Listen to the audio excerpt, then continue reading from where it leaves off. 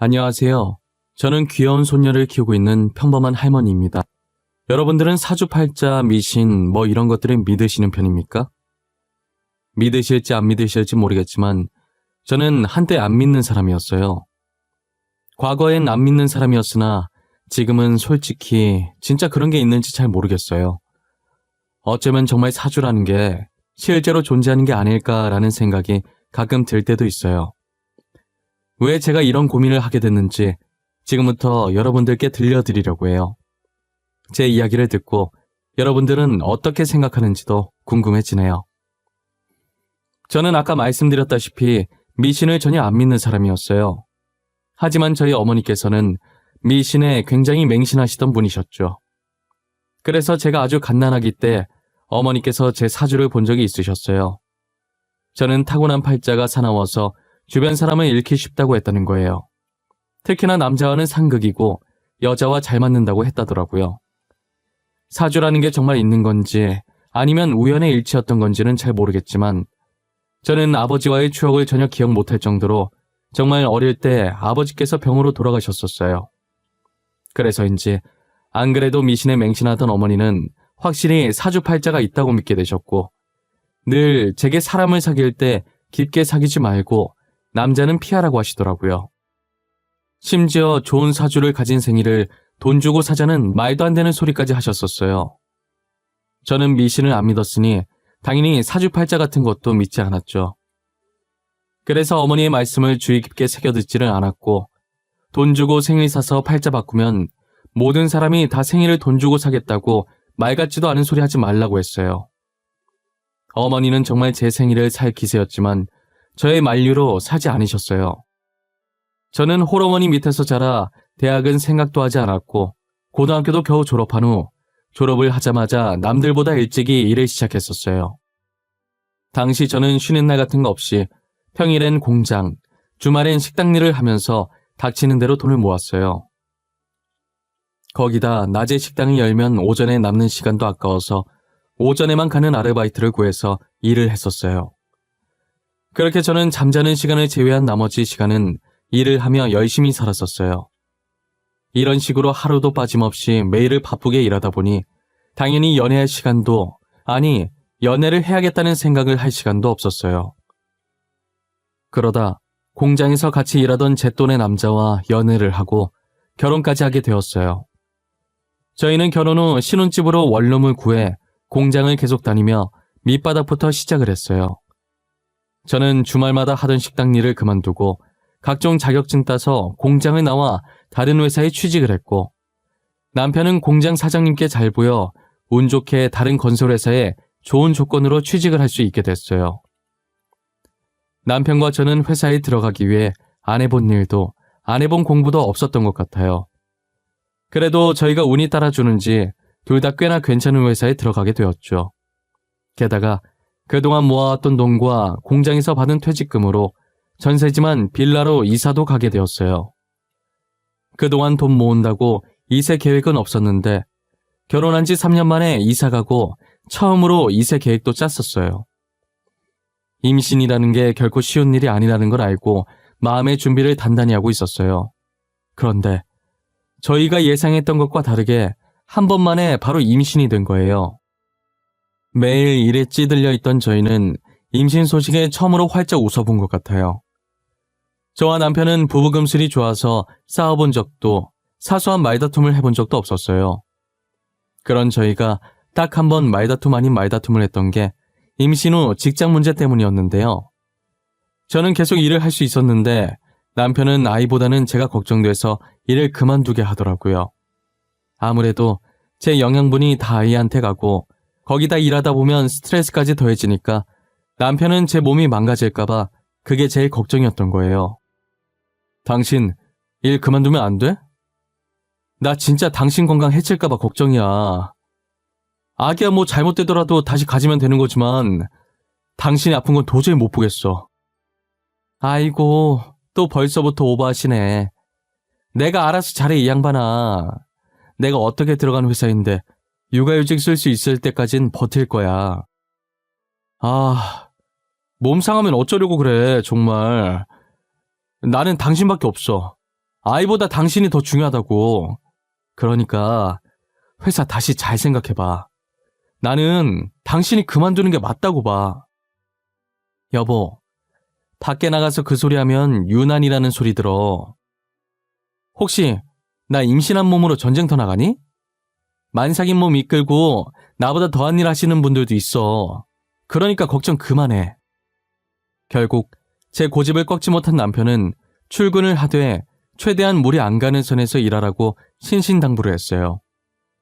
그래도 이게 다 남편이 저를 걱정해서 이러는 거니까 말다툼을 해도 기분이 나쁘진 않더라고요. 저는 만삭이 될 때까지 일을 하고 육아휴직을 받은 후에 아들을 무사히 출산했어요. 그리고 어느 정도 육아를 해놓고 아들을 저희 집과 가까운 친정어머니 집에 맡겨두고 복직을 하게 됐어요. 아들이 남편을 닮아 순해서 친정어머니한테 맡겨도 전혀 울지 않고 밥도 잘 먹는다고 하더라고요.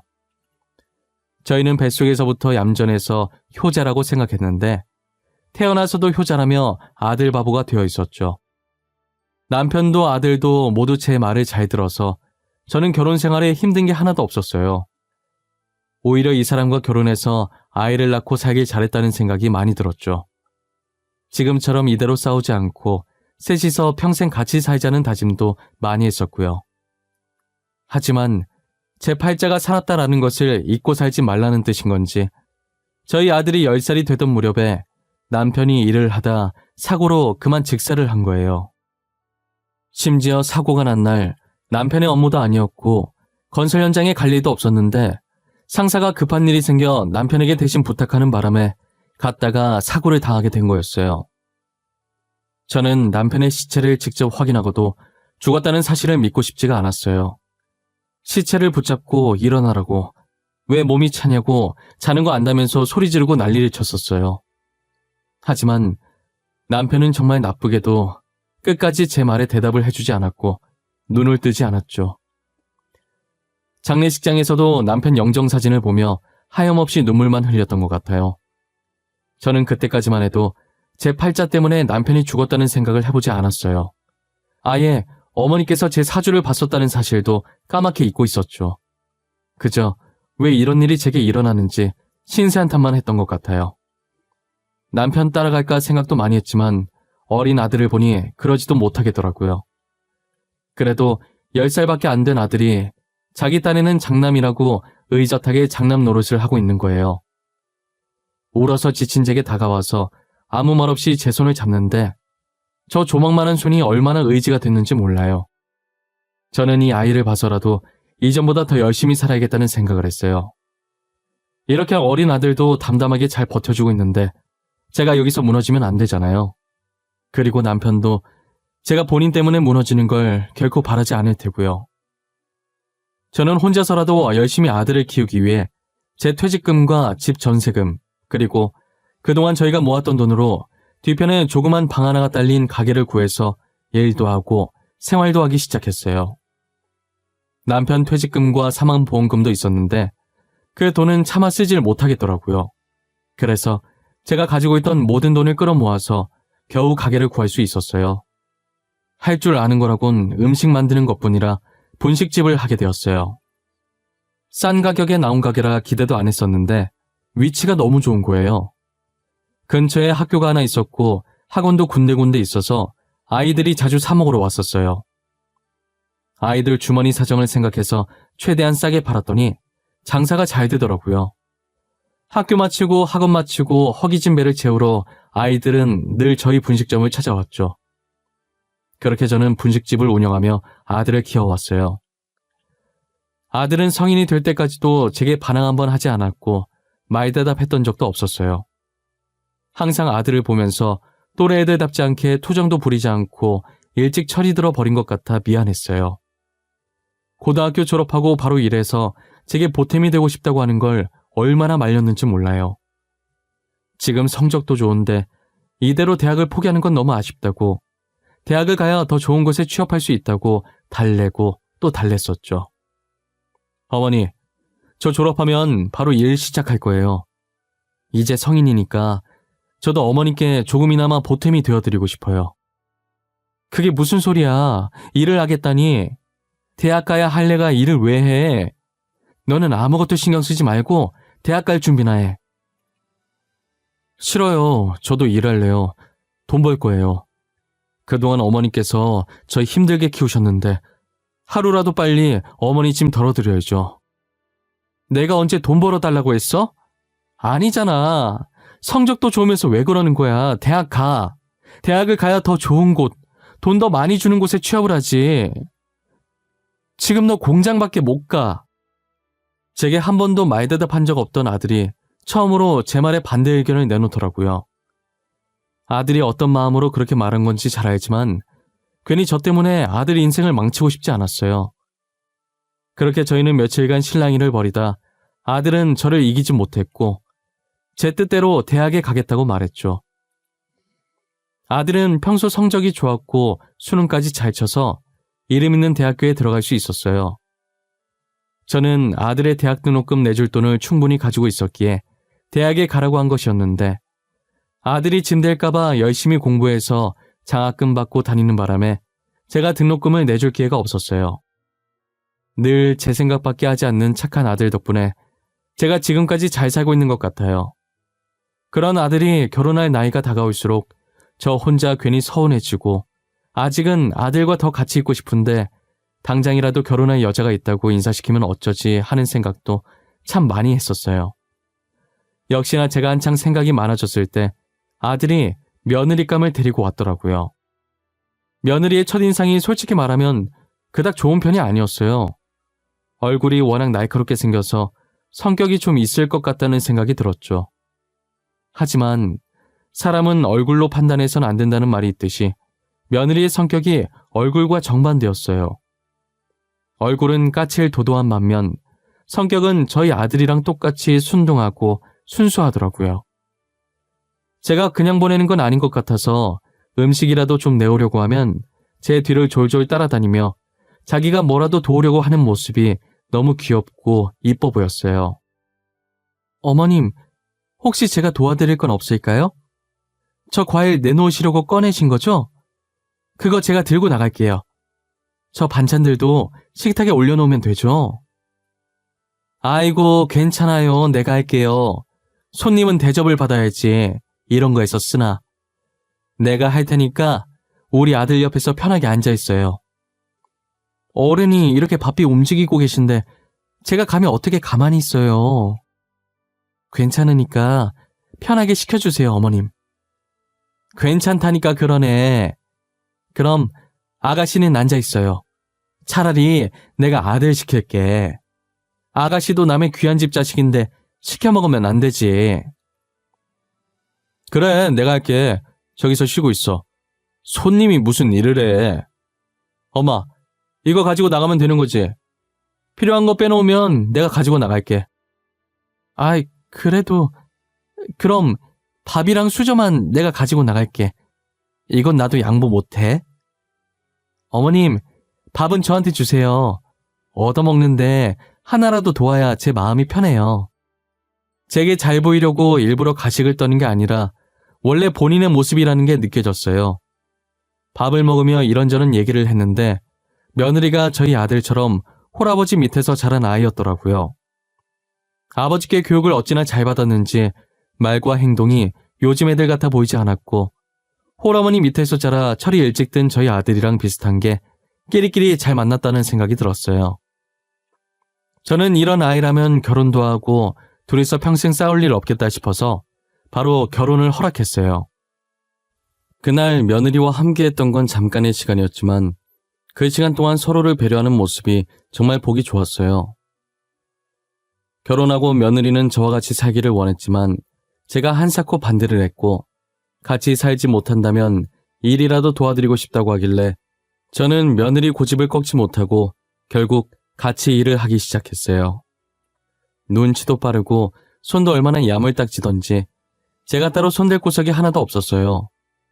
주변에서 며느리와 있으면 자주 부딪힌다는 말을 자주 들었어서 걱정을 많이 했었는데 걱정과 달리 저는 며느리와 사이좋게 행복하고 재미있게 일을 했던 것 같아요.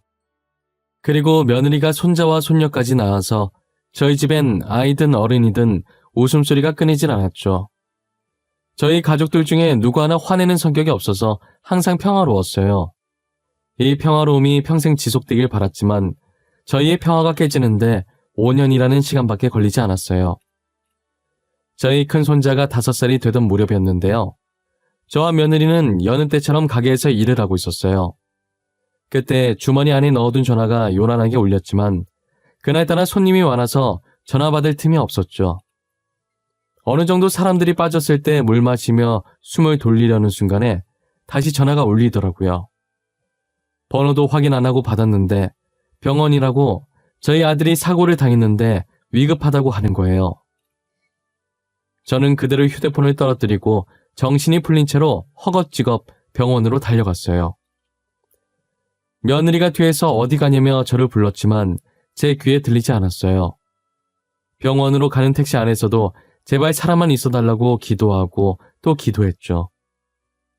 저는 택시 내리면서 신발 한 짝을 떨어뜨린 것도 모른 채 병원 안에서 아들을 찾아다니기 바빴어요. 하지만 병원에 도착하니 이미 아들은 숨을 거둔 뒤였고 저를 반기는 건 흰천을 뒤집어 쓴 아들이었어요. 숨을 한번 들이킨 뒤 떨리는 손으로 흰천을 내려 얼굴을 확인하는데 아들의 몰골이 처참하더라고요. 저는 다리에 힘이 풀려 그대로 주저앉아 아무 말도 못하고 눈물만 흘리고 있었어요. 며느리는 떨어뜨린 제 휴대폰을 열어 최근 기록에 있던 번호로 전화해 병원인 것을 확인했고 뒤늦게 저를 찾으러 병원을 뛰어다니다 저와 아들을 발견하곤 소리를 지르며 손으로 입을 막았어요. 제가 정신을 못 차리고 있자 며느리가 침착하게 의사에게 무슨 상황이냐고 물어보더라고요. 선생님, 저희 남편 어떻게 하다가 이렇게 된 건가요? 교통사고 난 건가요? 한 아이가 공을 떨어뜨려서 주우러 갔는데 갑자기 아이 쪽으로 화물차가 오는 바람에 환자분께서 아이를 구하려고 뛰어드셨어요. 그러다 이렇게. 그럼 그 자리에서 직사한 건가요? 저희 남편 살 가능성은 하나도 없었던 거예요? 병원에 왔을 당시 의식이 살짝 있으셨고 만약 수술을 했다면 살 가능성이 희박하게 남아 있었지만 저희가 수술 동의서를 작성하지 않으면 수술을 진행하지 못합니다. 그래서 몇 번이나 전화를 드렸었는데 저희 아들은 손자와 비슷한 또래의 아이를 구하려다 사고를 당해 세상을 떠나버리고 말았어요. 만일 수술을 했다면 낮은 확률이긴 하지만 그래도 살 가능성이 있었는데 저희가 일한다고 전화를 받지 못해 아들을 살릴 기회조차 날려버린 것이에요. 그날 전화만 받았다면 수술이라도 받아왔을 텐데 제가 아들을 죽인 거나 마찬가지였어요. 의사의 말을 듣고 주먹으로 제 가슴을 얼마나 쳤는지 몰라요. 내가 전화만 받았어도 우리 아들 내가 죽인 거야. 전화 받았으면 이렇게 안 갔어. 분명 살았을 거야. 내가 죽였어. 내가 우리 아들을. 어머님 잘못 아니에요. 저도 전화 못 받았어요. 제 잘못도 커요. 정말 죄송해요. 저라도 전화 받았어야 하는데. 아니다. 내 잘못 맞아. 내 새끼 이렇게 죽어가는 줄도 모르고 그놈의 돈이 뭐라고. 돈 벌려다가 내가 내 새끼 죽인 거야. 수술도 못 해보고 떠나보냈어. 저와 며느리는 끌어안고 아들이 저렇게 된 건 서로 자기 탓이라며 울었어요. 아들이 살리고 떠난 아이의 부모님은 저희를 찾아와 죄송하다고 그리고 감사하다고 고개를 숙였어요. 모든 장례식 비용을 지불하겠다고 무슨 말로도 위로가 안 되겠지만 정말 죄송하다며 울었어요. 저는 그 아이의 엄마 손을 잡으며 저희 아들이 살린 귀한 목숨이니 아이를 소중히 키워달라고 제 아들이 바친 목숨이 아깝지 않게 잘 키워달라고 하니 아이의 엄마는 울면서 고개를 끄덕였어요.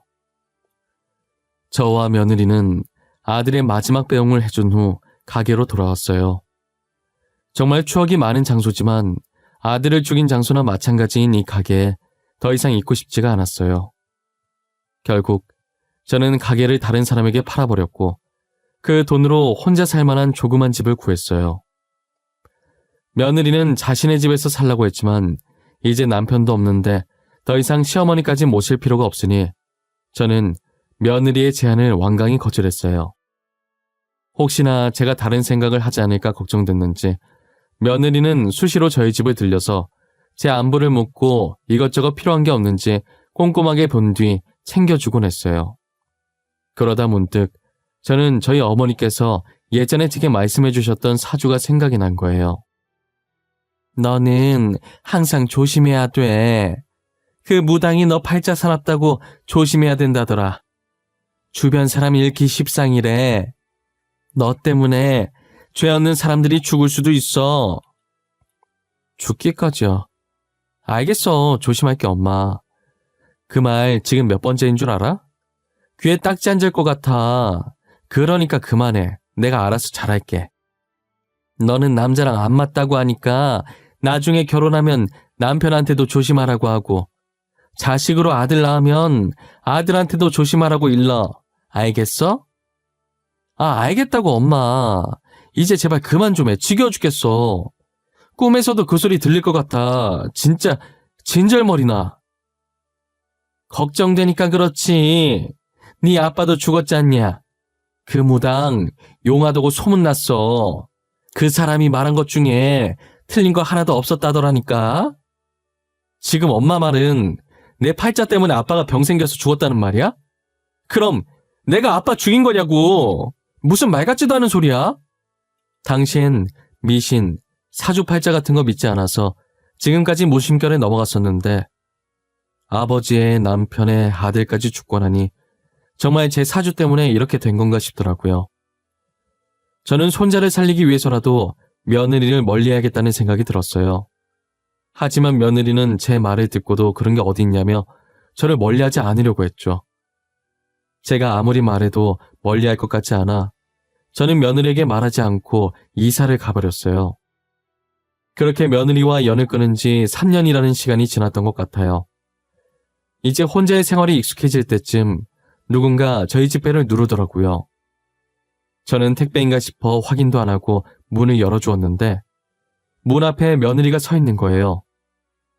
놀라서 인사도 못하고 있는데 며느리는 며칠 동안 있다 갈 거라고 하면서 저희 집으로 들어오더라고요. 아이들은 어떻게 하고 왔냐고 하니 친정 아버지께 맡기고 왔다고 하는 거예요. 제가 가란다고 해도 안 갈 게 뻔했기 때문에 일단은 차를 한 잔 꺼내줬어요. 여기까지는 어떻게 알고 온 거야? 혹시 누가 알려줘서 왔니? 내가 여기서 지내는 거 아는 사람 몇 없을 텐데. 친구분한테 3년간 졸라서 알아낸 거예요. 제가 3년 동안 찾아가서 물어봤는데 모른다고 하시면서 끝까지 안 알려주시더라고요.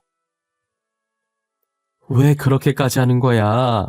나 이제 너랑 아무 사이도 아니잖아. 우리 아들도 죽고 없는데 너라도 새 출발 시작해야지. 어떻게 저희가 아무 사이가 아니에요? 저희 아이들의 할머니잖아요. 핏줄이잖아요. 저희가 이혼해서 떨어진 것도 아닌데 왜 남처럼 행동하세요? 저는 계속 어머님 대접해드릴 거예요. 내가 저번에도 말했잖니. 나랑 있으면 손자가 위험해진다고. 나는 손자 지키기 위해서 일부러 너랑 연을 끊은 거야. 솔직히 저는 그런 거 모르겠어요. 전 사주팔자 같은 거 안 믿거든요. 그런 건 제가 만들어가기 나름이죠. 저희 같이 만들어 나가요. 우리 같이 가요, 어머님.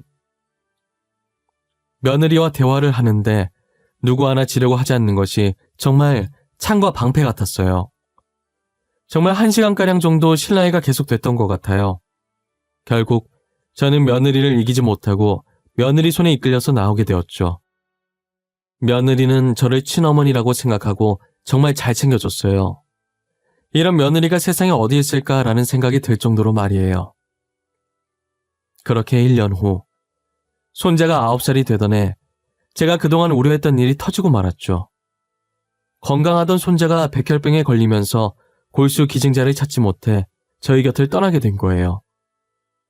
저는 제 탓이라며 그때 어떻게든 며느리를 따라오는 게 아니었다며 울부짖었어요. 며느리는 아들을 잃어 슬플 만도 한데 현실을 담담하게 받아들이고 저를 위로해 주더라고요. 내가 뭐라고 그랬어? 손자도 위험해질 거라고 했잖아. 그냥 나 혼자 살게 냅두지 왜 그랬어? 왜? 나만 없었으면 손자 안 죽었을 거야. 그게 무슨 말이에요? 어머님 잘못 하나도 없어요. 그냥 제 아들 명이 딱 이 정도까지였던 거예요. 어머님 사주랑은 아무 상관이 없어요. 어떻게 상관이 없어? 나는 사주에 나왔던 것처럼 어렸을 때부터 내 주변 남자들이 죽었어. 아빠도 죽고 남편도 죽고 아들에 이제 손자까지. 사주 그대로 흘러가고 있다고. 어머님, 정말 사주대로 가는 거라면 저는 어머님께서 돌아가셨어야 해요. 그런데 이렇게 건강히 잘 사고 계시잖아요. 사주 이런 거 다 거짓말이에요. 상술이라고요. 알고 보니 며느리도 어렸을 때 사주를 봤는데 저처럼 팔자가 사납다고 했다더라고요. 제가 남자와 안 맞다고 나왔듯이 며느리는 손이 여자랑 안 맞다고 했다는 거예요. 처음엔 며느리도 어머니와 고모가 돌아가셔서 믿었다고 하더라고요. 그런데 제가 이렇게 건강히 살아있으니 사주팔자 그런 거 다 거짓말이라는 생각이 들었대요. 그래서 자신은 거기에 얽매이지 않으려고 했고 저도 그런 말에 휘말리지 않게 하고 싶었대요. 제 사주가 어떻게 나왔든 사람들은 주어진 명대로 사는 거라고 자기 탓으로 돌리지 말라고 하더라고요. 사람이 죽는다는 게 그렇게 말처럼 쉬운 것도 아니고 며느리가 하는 말도 맞는 것 같은 거예요. 아버지, 남편, 아들, 손자의 죽음은 제가 어떻게 할 수 없는 사고였고 병이었으니까요.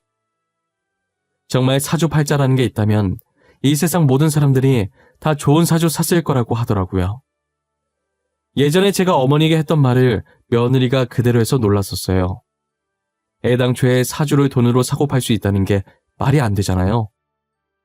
그래서 저는 더 이상 사주에 얽매이지 않아야겠다고 생각했어요. 손자의 마지막 가는 길을 본 후 며느리와 저는 일상으로 돌아왔어요. 며느리는 여전히 저를 자신의 친어머니처럼 잘 챙겨주며 살고 있어요. 저도 며느리를 딸 삼아 아들에게 못해줬던 것들을 해주고 있죠. 이 일이 있었던 것도 벌써 15년 전 일이네요. 현재 며느리는 저희 추억이 가득 담겨있는 분식점을 다시 매입해 계속 운영 중이고 제 손녀는 건강히 자라 이제 곧 성인을 앞두고 있어요. 자기 아빠 닮아 공부를 잘했던 손녀는 의대를 가려고 준비 중이에요. 저는 이제 손녀도 다 키웠겠다, 노후를 즐기려고 계획을 세우고 있고요. 예전에 몸을 혹사시키며 일했던 게 이제야 탈이 나서 지금 제 몸에 안 아픈 곳이 없었어요. 그나마 다행인 게 암이나 큰 병은 없었고 연골같이 나이 들면 아픈 곳들이 짜잘하게 아팠어요. 그래서 치료를 받으러 병원을 왔다 갔다 하는데 누군가 저를 발견하고 제 손목을 잡는 거예요. 김철용 씨 어머님 아니세요? 혹시 저 기억 안 나세요? 김철용 씨께서 20년 전에 저희 애 구해주셨잖아요. 그때 애기 엄마시구나. 이제 나이가 있어서 사람 얼굴을 잘 까먹네요. 안녕하세요. 어떻게 여기서 다 만나네요. 잘 지내셨어요? 저야 아드님 덕분에 아들과 잘 지냈지만 어머님은 어떻게 지내셨어요? 제가 어머님 안부 묻는 것도 정말 실례네요. 실례될 게 뭐가 있어요. 저도 잘 지냈어요. 그런데 병원에 어쩐 일이세요? 어디 아프신가? 저희 아들이 이 병원에 근무하거든요. 아드님이 살려주신 저희 아들 지금 잘 컸어요. 어머님 말씀처럼 저희가 소중히 잘 키웠어요. 나중에 아드님 만나면 떳떳하게 말할 수 있을 만큼요. 제 손목을 잡아챈 건 다름 아닌 저희 아들이 살린 아이의 엄마였어요. 저는 20년이라는 세월이 흘러 이미 아이의 엄마 얼굴을 잊은 지 오래였지만 아이의 엄마는 한순간도 제 얼굴을, 아들 이름을 잊은 적이 없다고 하더라고요. 그리고 늘 제가 한 말을 가슴속에 새기고 아이를 열심히 키우려고 애썼다고 했어요. 그런데 인연이라는 게 무서운 게 어떻게 많은 병원 중에 제가 다니는 병원 의사가 되었을까요? 저와 아이의 엄마는 어떻게 이런 인연이 다 있냐며 신기해했죠. 저는 아이의 엄마와 연락처를 교환해 종종 연락을 하곤 해요. 안 그래도 된다고 했는데 계속 음식 같은 것들을 제게 선물로 보내기도 했죠. 아들이 맺어준 좋은 인연들 덕분에 제 노후는 든든한 것 같네요. 며느리도 아이의 엄마도 이렇게나 저를 챙겨주니 말이에요. 이 행복도 언제까지 갈 수 있을지 모르겠지만 15년간 아무 일 없었던 것처럼 앞으로도 제 주위에 있는 인연들과 아무 탈 없이 잘 지냈으면 좋겠습니다. 제 사연은 이렇게 마치려고 합니다. 이 사연을 보시는 모든 분들도 부디 건강하시고 행복하셨으면 좋겠어요. 사주팔자에 얽매이지 마시고 본인 삶은 본인이 만들어 나가셨으면 좋겠습니다. 저도 남은 생 행복하고 즐겁게 살도록 노력할게요. 감사합니다.